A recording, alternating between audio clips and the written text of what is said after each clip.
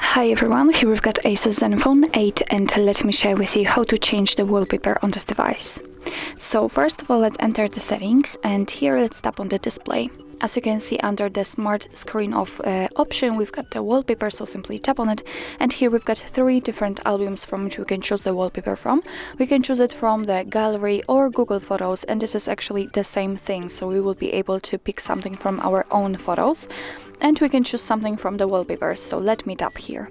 And as you can see here we've got some defaultly installed wallpapers from which we can choose. What's more, if you will change your mind and you will decide that you actually want to use your own photo, you can tap on the gallery without the need to get back to the previous section.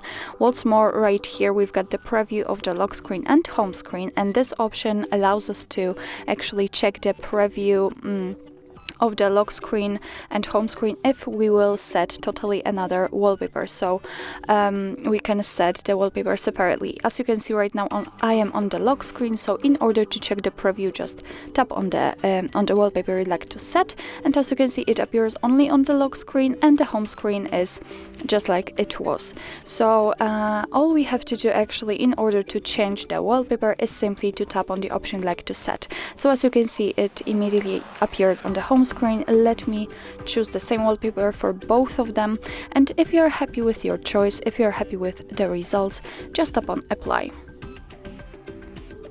Now we have to wait a second, and as you can see, we've just been transferred to our home page. We can see that the wallpaper has been changed successfully. Let's also check the lock screen, and the same situation, we can see it on the lock screen also.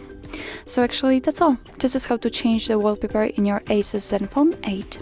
Thank you so much for watching. I hope that this video was helpful, and if it was, please hit the subscribe button and leave the thumbs up.